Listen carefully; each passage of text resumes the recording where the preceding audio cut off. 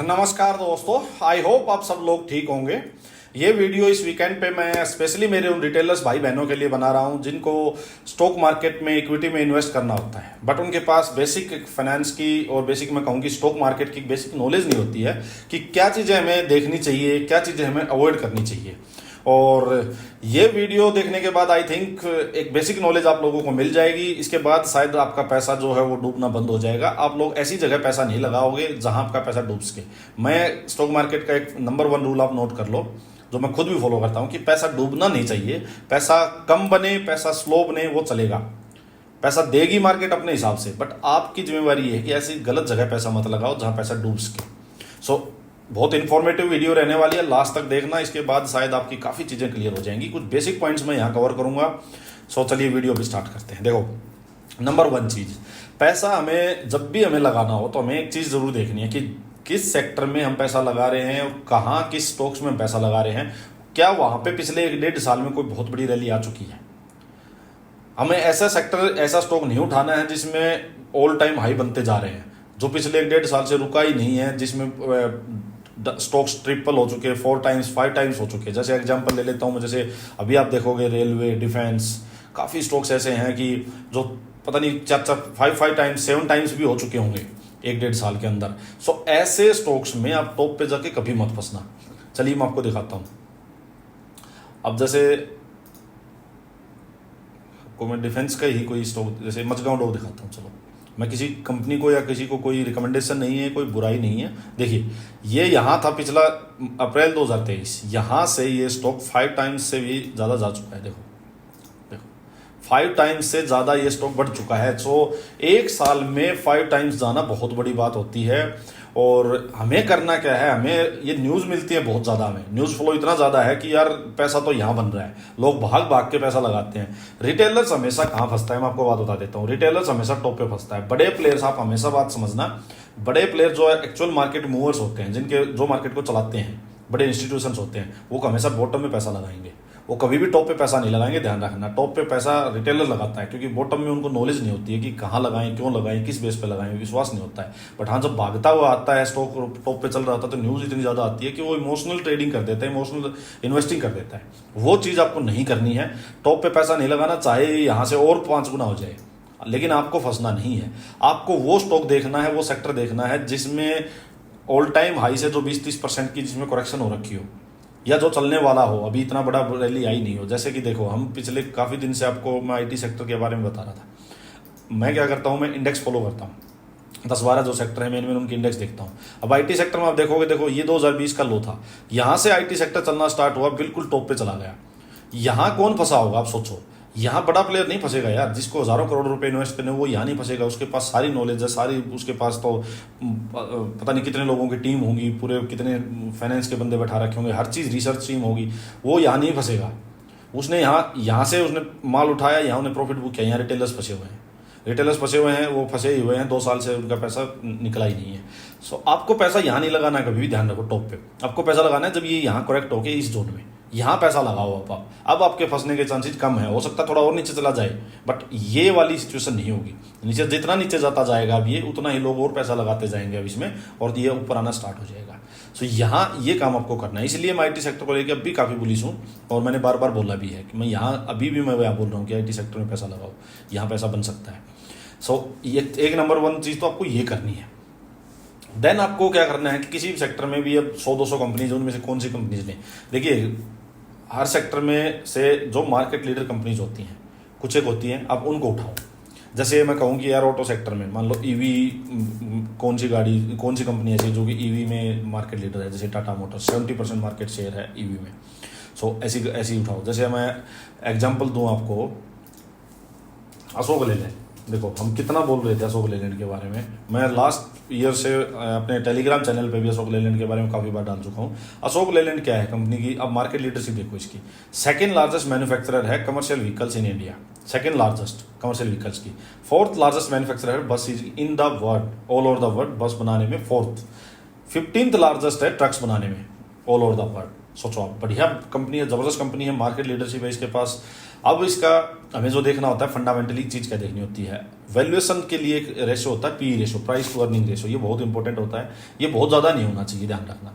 ये में से आप ये इसी चीज़ को नोट कर लो, बहुत ज़्यादा चीज़ें आप कर भी नहीं पाओगे। सो बेसिक चीज़ क्या है, पीई रेशो जो है किसी कंपनी का बहुत ज़्यादा नहीं होना चाहिए, ठीक है। अब मैं इसका नीचे आया इस ग्राफ पे 5 ईयर की एक एवरेज देखी मैंने, और ये पी रेशो पे मैंने क्लिक किया। अब मैं देखूँ अशोक लेलैंड के, मैं जब लास्ट ईयर बोल रहा था तो इसका पी रेशो ये था 24, 21, ये यहाँ इसका पी रेशो था। तब मैं बोलने जा रहा था कि यार अशोक लेलैंड में पैसा लगाओ। इसका नेक्स्ट चीज़ देखनी होती है, वो मैं देखना था प्रॉफिट एंड लॉस कंपनीज के, कि प्रॉफिट जो है कंपनी की, सेल्स जो है, रेवेन्यू जो है वो देखो 11,000 15,000 बढ़ते बढ़ते 45 तक जा चुका है। कंटिन्यूस इसका रेवेन्यू बढ़ रहा था, इसकी सेल्स बढ़ रही थी। इसका नेट प्रॉफिट जो था वो देखो माइनस से करते करते अब ये इसका नेट प्रॉफिट जो था देखो 1362, अब की बार 2600, बहुत अच्छा चल रहा था। इसके ईपीएस आप देखोगे देखो माइनस थी, माइनस से बढ़ते बढ़ते इसकी ईपीएस अभी 8 पे आ चुकी है। तो इसके फाइनेंशियल रिजल्ट्स बहुत बढ़िया थे। इसका पी रेशो था वो बहुत ज़्यादा नहीं था, और बॉटम में पी रेशो पड़ा हुआ था। ऐसे में अगर आप किसी कंपनी में पैसा लगा के बैठोगे, हम आपको दिखाता हूँ इसका एक बार सिंपल, ये एग्जांपल है, कोई रिकमेंडेशन नहीं है। देखो जब हम बोल रहे थे, जब मैं बोलने जा रहा था अपने टेलीग्राम से, तो ये जोन था 7-8 महीने तक अशोक लेलैंड एक ही रेंज में पड़ा रहा। बट उस टाइम लोगों ने इस स्टॉक को गालियां दी होंगी कि यार चल ही नहीं रहा, 7-8 महीने तक भी कोई स्टॉक रुकता है। भाई रुकता है, रुकने को 1 साल भी रुक जाए, बट जब वो चलना स्टार्ट होगा तो वो पूरे साल का पैसा 1 महीने में कवर कर देगा। अब ये देखो किसी ने यहाँ पैसा लगाया होगा तो देखो 44% विद इन 1 मंथ जा चुकी है, विद इन 1-1.5 महीना हुआ, 22 अप्रैल से 10 जून की कैंडल है ये। तो 1.5 महीने में इतना पैसा बन चुका है अभी 44%। अब थोड़ा पैसा नहीं होता है, और अभी ये चलता ही जा रहा है। बट अब टॉप पे कोई जाके सोचे कि यार ये तो जाएगा ही अपसाइड, तो टॉप पे जाके कभी भी पैसा नहीं लगाना। यहाँ मैं नहीं बोल सकता, मैं यहाँ बोल सकता था, बिल्कुल हक से बोल सकता था, मैंने बहुत बोला, और मैंने खुद भी इन्वेस्टमेंट की थी कि भाई लगाओ यहाँ पैसा, कोई दिक्कत नहीं है, जिस दिन चलना शुरू होगा ये पूरे कर देगा जितने भी दिन का रुका हुआ है। लेकिन यहाँ मैं कभी नहीं कह सकता कितनी अच्छी कंपनी हो कि यहाँ पैसा लगाओ, कभी मत लगाओ। या तो इसको नीचे आने दो, ये नीचे कोई हायर लो बनाए, थोड़ा रुके यहाँ पे, यहाँ पैसा लगाएंगे हम। अदरवाइज गया तो गया, हाथ से निकल गया, और बहुत कंपनीज हम और उठा लेंगे। अब सेम चीज मैं आपको दिखाता हूँ कि कुछ एक, जैसे देखो जैसे बैंक्स में है, जैसे कोई भी देखो आप, जैसे कोई स्मॉल बैंक देखो, जैसे आपको दिखाता हूँ मैं, डीसीबी बैंक देखो, आरबीएल बैंक देखो, ये देखो ये कितने दिन की इसमें देखो कंसोलिडेशन चल रही है, बहुत कंसोलिडेशन चल रही है। और देखो इसका टॉप कहाँ है। अब सोचो अब यहाँ कौन फंसा होगा, जिसने यहाँ पैसा जो फंस चुका है वो क्या निकल पाएगा, वो तो मर ही चुका होगा, अभी 2019 का हाई है। सो ये काम कभी मत करना कि ऑल टाइम हाई पे जाके फंस जाओ। यहाँ देखो अब इसके अब जाके रिजल्ट्स वगैरह चेक करोगे, बहुत बेहतरीन सब कुछ मिलेगा इसका। इसके पी रेशो वगैरह आप चेक करोगे, देखो 13 का पी रेशो इसका। मैं आपको दिखाता हूँ 5 ईयर का इसका एवरेज। देखो इसकी अर्निंग्स बढ़ रही हैं इसके, लेकिन इसके देखो पी रेशो बिल्कुल नीचे है। अब इसके प्रॉफिट एंड लॉस देखोगे, देखो सब कुछ बढ़ता जा रहा है इसका, 12,000, 8, 9, देखो ये देखो 93 इसका प्रॉफिट से बढ़ता बढ़ता 1100 तक जा चुका है। ईपीएस देखो इसकी 3 से बढ़ती बढ़ती ईपीएस 19 पे जा चुकी है। हर चीज़ ओके है। सो कहने का मतलब है कि ऐसी जगह, आप समझ गए ना, टॉप पे पैसा नहीं लगाना है, टॉप ऐसे किसी सेक्टर में नहीं फंसना है।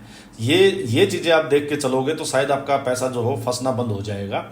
और मेन चीज़ आपको मैंने आपको बता दी कि टॉप पे नहीं लगाना पैसा, देन आपको ऊपर से करेक्ट हो रखा वहां लगाना है। आपको फंडामेंटली क्या क्या चीजें देखनी है, पी रेशो देखना है, बहुत ज्यादा नहीं होना चाहिए। अगर किसी का पी रेशो 40, 50, 60 तक गया हुआ है वो अब छोड़ दो उसको, ठीक है। एक चीज जैसे क्या है कि कंज्यूमर जो सेक्टर है हमारा, कंज्यूमर ड्यूरेबल्स होते हैं, इनमें आप देखोगे उनका पी रेशो जनरली थोड़ा हाई होता है। तो उसमें आप एक इंडस्ट्री पी भी चेक कर लेना कि इंडस्ट्री पी ही किसी का मान लो 70 है और वो चल रहा है 60 पे, तो उसमें वो चल सकता है। एक हाई पी का एक और रीजन भी होता है, कई बार कुछ कंपनी सस्टेन कर लेती हैं हाई पी को। उनका रीजन ये होता है कि उनकी अर्निंग्स बहुत जबरदस्त चल रही होती हैं। अगर कोई कंपनी की अर्निंग्स अच्छी चल रही हैं और उस वजह से वो उसके पी रेशो जो है वो उसको सस्टेन कर पा रही है, सो वो हो जाता है। बट वो बहुत टेक्निकल पॉइंट है, बेसिक सा पॉइंट ये रखो कि पी रेशो कम होना चाहिए, बस 10, 15, 20 इस रेंज में पी रेशो बेस्ट है। सो ये आपको फंडामेंटली देखना है। प्रॉफिट एंड लॉस देखना है, कंपनीज के कंटिन्यूस बढ़ते जा रहे हैं, ईपीएस जो है वो कंटिन्यूस बढ़ती जा रही है। और इसका ये चार्ट पे आप देखोगे तो ये यहाँ के बॉटम में पड़ा हुआ है। ये चीज़ें आपको देख के चलनी है। अगर ये चीज़ें आप देखो, एक और दिखाता हूँ आपको, हमारा राजा देखो, मैं हमने अपने चैनल पे आप देखोगे पिछले 4-5 महीने पहले ही डाला था 600 रुपये पे ही। हमारा राजा का जब मैंने डाला, देखो यहाँ इसका पी रेशो था, मैंने डाला हुआ है 2-3 बार डाला हुआ है अपने चैनल पे, उस पर टेलीग्राम चैनल पे भी, जिन लोगों ने फॉलो किया।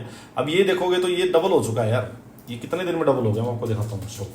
बहुत बेहतरीन कंपनी है ये, अपना जो कार वगैरह की जो बैटरीज बनाती है, अमेरॉन बैटरी जो आती है वो इसी की। देखो जब ये यहाँ था ये 600 के आसपास, यहाँ मैंने बहुत बार बोला, बट इसने बहुत कंसोलिडेशन देता रहा। अब आप देखोगे तो देखो ये यहाँ से चलना स्टार्ट हुआ है अप्रैल से, 8 अप्रैल, ये देखो 8 अप्रैल यहाँ से इसका मुंह देखो आप, 100% के अराउंड यार। अब 8 अप्रैल से 1.5 महीने में 100% मूव। यहाँ हमने यहाँ बोला था 600 के आसपास, देखो 150%, 150%। सो सब कुछ बेहतरीन था इसका, बट ये चल नहीं रहा था, कंसोलिडेट कर रहा था। वहाँ लोगों ने बहुत गालियाँ दी होंगी, बट जब ये चला है तो क्या चल गया। तो मार्केट अपने हिसाब से देगी पैसा, आप सिर्फ अपना अच्छा स्टॉक चूज करो, हाई पे जाके मत फंसो कभी भी। हमेशा आप ध्यान रखना है, जो न्यूज़ फ्लो होती है ना, ये बड़े प्लेयर्स की ओर से बहुत ज़्यादा आती हैं, आपको तो न्यूज़ बाद में मिलती हैं, जब तक तो स्टॉक जा चुका होता है, और आप उसकी बस वही है कि सांप निकल गया उसकी पूंछ पकड़ने के चक्कर में और काम खराब कर बैठते हो। तो ये हमेशा नोट कर लो, कितनी भी बढ़िया कंपनी हो, कितना भी आपको अच्छा लगता हो कि यार इसमें पैसा बनेगा ही बनेगा, कोई एडवाइस दे रहा हो, किसी की एडवाइस मत सुनो, आपका खुद का पैसा है यार, अपने दिमाग से लगाओ। टॉप पे खड़ा है मत लगाओ यार, और कंपनी पकड़ो, सिंपल है। पावर ऑफ रिजेक्शन है आपके पास, हजारों कंपनीज हैं।